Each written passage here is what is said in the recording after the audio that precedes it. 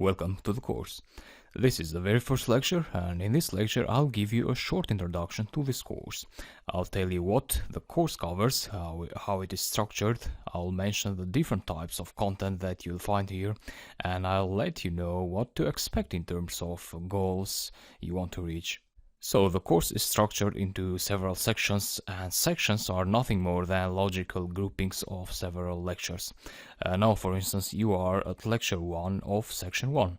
And so in the first section I'll mention a few facts about Python. Then I'll show you how to install Python version 3 and where to write and execute Python code.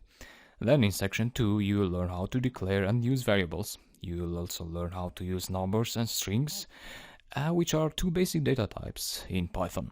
Then once you've learned variables, numbers and strings, in section 3 you'll be ready to write some tiny programs using conditionals. Also in section 3 you'll learn how to write your own functions.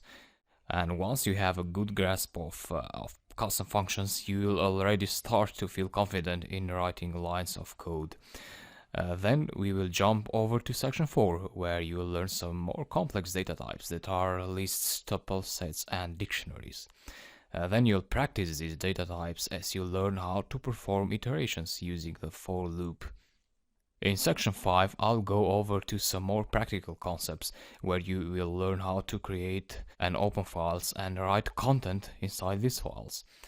In that section you will also be practicing iteration, combined with file handling techniques.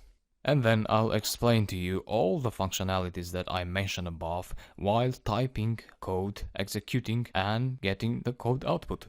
However, some things you'll be able to understand by yourself by completing the exercises which you will find as you progress through the course. That's an excellent technique because it will keep you very active and will help you code independently with confidence.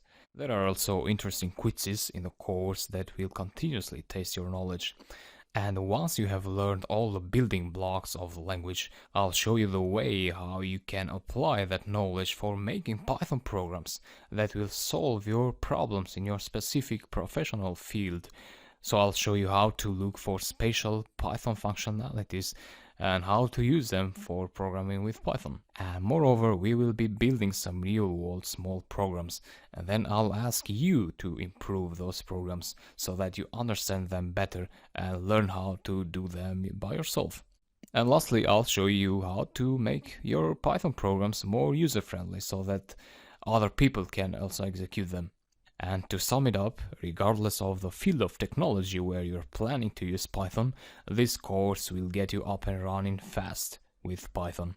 So let's roll and see you in the next lecture.